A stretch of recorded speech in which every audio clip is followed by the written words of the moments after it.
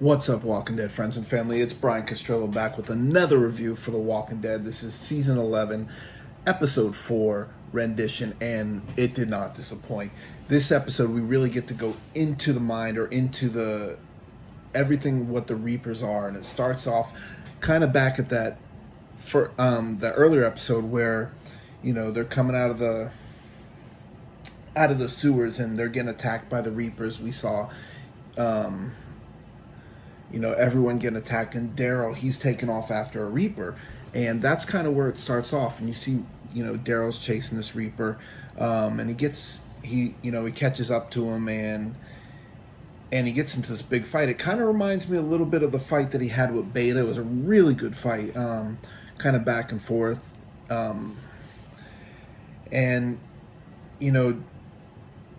then Dog comes up and he starts biting him in the leg, and he throws Dog, looks like over a cliff or something, because you hear Dog like, and that was back in that trailer that we saw early on, and of course Daryl, who loves Dog, took off after Dog after winning that fight, and he's tracking him, and he comes across Leah, of all people, who's been gone from all this time. Now, we saw in the trailer, with her mask and through the eyes, I could tell it was Leah through that, but this is where, it was officially her. And we see, she reveals herself, and her people come in, and they kind of just grab him after they're, kind of exchanging, like, where have you been? And, Daryl just wants to get out and just do his own thing. But Dog is sticking with Leah. Now everyone, of course, was mentioning how he used to be Leah's dog first, which is true, but as a little puppy. But it just made me laugh, and I posted this on Twitter. I said, well, see, Dog left Daryl for Leah, Dog left Daryl for Carol, so clearly Dog is a ladies' man. But but yeah, so that so Dog stayed with Leah, and then Daryl gets captured. We see him being tortured throughout. Excuse me. He's being tortured. He's been waterboarded, and really trying to get pump information out of him. And and then there's also a time where he's sitting in a cell, and across from him we see Frost, who is one of the wardens, and Frost is trying to talk to him, and Daryl's like not having anything of it, because Daryl, he basically tells him, like, I don't know you. I don't really care what you did or how you helped me, and help feed me, whatever. And I think Daryl's just doesn't want the Reapers to know how he's connected to him, and what Frost knows and how they're connected. I think he's trying to play coy, but you hear Frost said, "I should have let you starve," and so something is going to happen with Frost later on. I'm not sure what, but he's in there, and then Leah's trying to pump him for information. She said, "I don't want to see you get hurt, but you got to give me something." And Daryl kind of basically gives up who his people are. He says, the group's led by a woman, which of course is Maggie, doesn't say her name, and a priest with a shotgun, and a tall, skinny guy who never shuts up, who of course is Negan. But did Daryl kind of give them up, or is this kind of like a parallel to what Eugene was doing with Mercer? How he kind of gives him just enough to make him believe that he's helping him out without really even lying. Which Daryl did tell Leah that, I never lied to you, which I guess technically he didn't, but he didn't really give the whole story, just like Eugene did. It's kind of a interesting parallel there. Then we see there's a kind of a creepy scene where, they get word that one of their brothers died, and this is one of the Reapers that I believe Negan killed, and they're doing some sort of, I don't know what you want, some sort of service for him, just kind of really odd. I guess just paying homage to his death, but And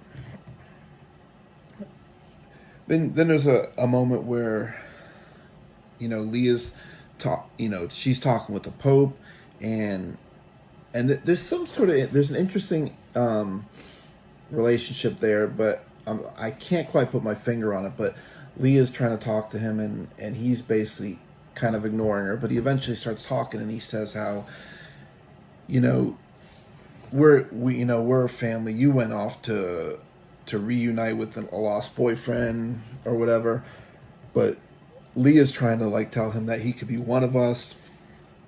He's hungry. He's not fearful of pain, and he could basically saying that he could fit in with our group really well, and then he basically tells her that I need to test him myself, and so there's this other scene where they bring him into this room where you see Daryl. He's all tied up, and some of the other Reapers are basically like grilling him, saying, about his girlfriend Leah, whatever, and just talking trash to him.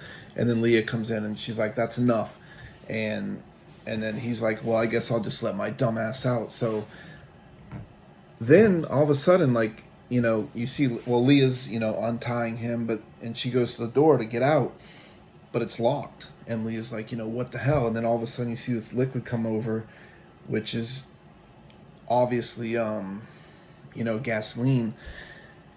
And Daryl knew right away. And then she kept, stepping back. And then you could see the flames coming through. It kind of reminded me of Fear the Walking Dead when Alicia was in with those frozen walkers. And, she lit up it kind of a parallel with the two shows there. But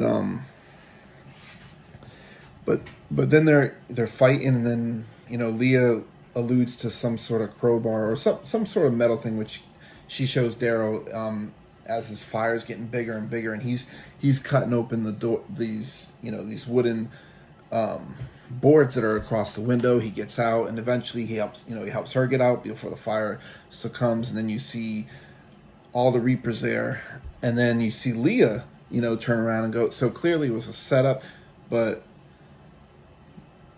they were willing to risk it. But Leah, clearly they were ready for it, because they're all standing there. And actually, if you looked in the back of it, you can see Jacob Young's first appearance, and he was there. And now, what is his like? That's a pretty big name for The Walking Dead to sign. So I think something's going to happen with him down the road. Maybe he ends up sticking with our group towards the end of the Reaper arc. But I'm curious, because he didn't really have much to say in this episode. So I'm curious as to what's going to happen with his character down the road. But so basically, they all adopt Daryl, and they're basically saying they're one of them. And then they're all around the fire, they're eating, and then Pope goes behind one of the other Reapers and he's asking him about his injuries and why they're on their back. And Leah's like, "Come on, we had a rough day here." And the Pope's like, "I got this." And he's talking to him while talking to Daryl, kind of going back and forth. And he was asking about the Reaper who was down, but he mentioned how this Reaper carried him all this way.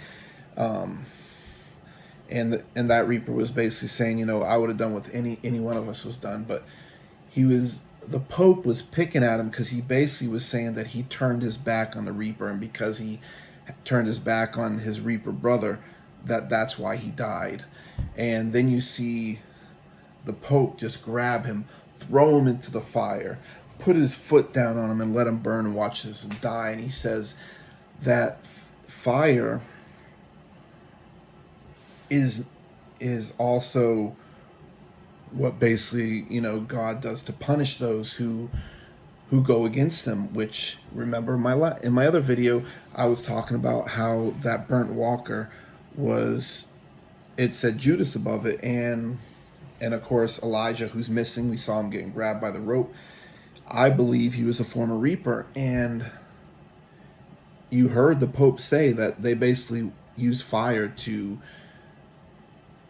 to punish those who, turn against him. Clearly that Burn Walker was someone who went against him. Judas, of course, is known for betrayal, and of course I got into that whole story in the past video. And that was kind of interesting because I think that story is gonna become bigger.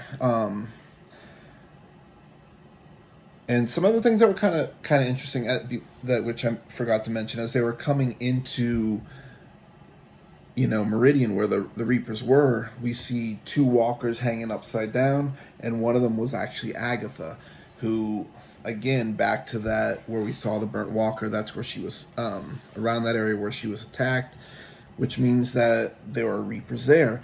Now,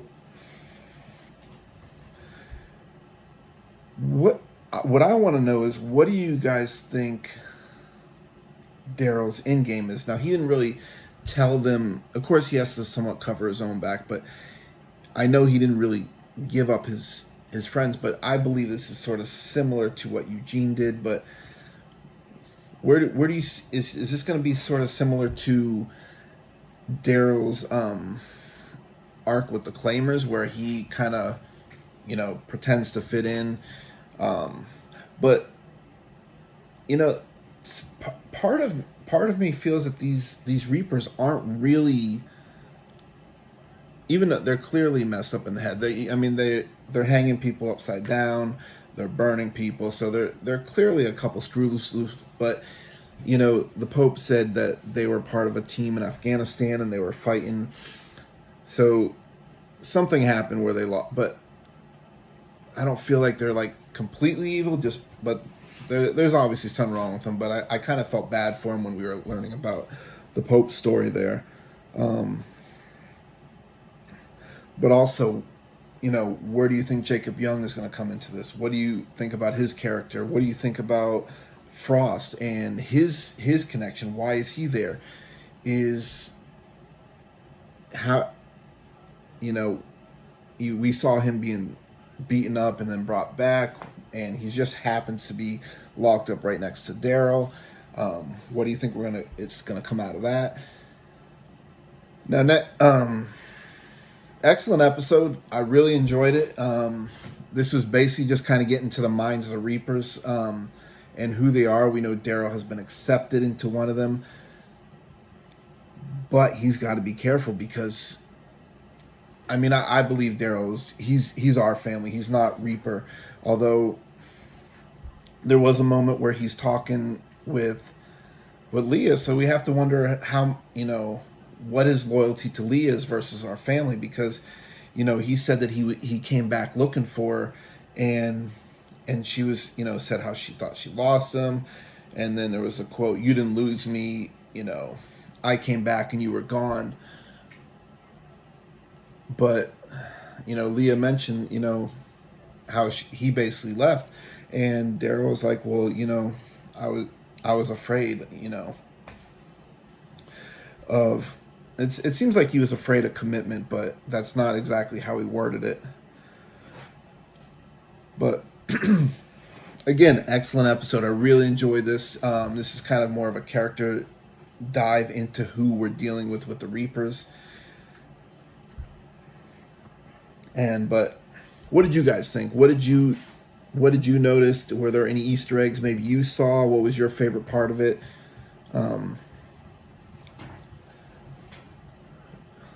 I can't wait for the next episode. I saw, kind of a look into the next episode where, if you were watching Talking Dead, they had that extra scene that you could have watched and you see, this is that scene where Judith is teaching all the other kids how to, fight with a sword, and she looks over and she sees a walker, sticking his head through the hole in the wall, and if you didn't notice, that walker, as Judith is yelling at him, that walker is actually Jeffrey Dean Morgan and Hillary Burton Morgan's son, Gus, which is, I've been waiting to see that, but I can't wait to see the scene kind of all fleshed out and see how it works out. But then we see one of the kids at the walls, because they were just kind of like poking Gus, basically the walker, and and we see him kind of push Judith down and kind of make fun of her, say, now we know why your mom abandoned you, of course talking about Michonne. And this kind of brought me back to when Gage and his friends were doing that to Lydia, but Judith is no Lydia. She was trained by Michonne. She got right back up, and you see her point the knife right at this kid's face. I'm not sure of his name at the moment, but now we know that Michonne's name is going to be name dropped in this next episode, which is going to be interesting because, of course, Michonne is connected to Rick Grimes. Where did he go on that mission? Maybe we might, get a little clue. Maybe Judith might find out about the brave man. But anyways, I want to thank you guys for watching. Hope you liked it. And also on Talking Dead, did you see where Norman Reedus is wearing these when in his interview, these kind of glasses with the red rims, and they're kind of like, I don't know if you know who Fritz Nightowl is. He's a big horror icon out here in Columbus, Ohio, where I'm from, and it just reminded me. If you look on my Instagram, if you follow me there, or on Twitter, I posted pictures of both, and Norman Reedus with those glasses just reminded me of that. Kind of made me smile because I love Fritz Nightowl. But yeah, thank you for watching. I hope you enjoyed it. Can't wait for that next episode. And as always, with every one of my reviews, I love to give shout outs, and this is no different. This one is going to be local to me in Columbus, Ohio. My good friend Jason McCollum, who is co-owner of Carnage Haunted House in Columbus, Ohio, at 3770 Refugee Road, Columbus, Ohio. That's 43232. Has this haunted house that you really need to go check out. He is the one who actually did my makeup. If you've ever seen my zombie makeup for the Columbus Zombie Walk out here, check out my Instagram. You can see his work. He does phenomenal work, special effects and everything. And so they got 2 indoor haunts at a new indoor location, and you're going to want to check them out. They are open from September 17th, which is coming very soon, to November 6th. If you love haunted houses and you like scary things, come on down to Carnage House and check them out, and check out their promotional trailer, which I'm kind of looping in at the end of this video. And thank you guys for watching, and that information, of course, will be in the description. But thank you guys for watching. I hope you enjoyed it. As always, love you guys.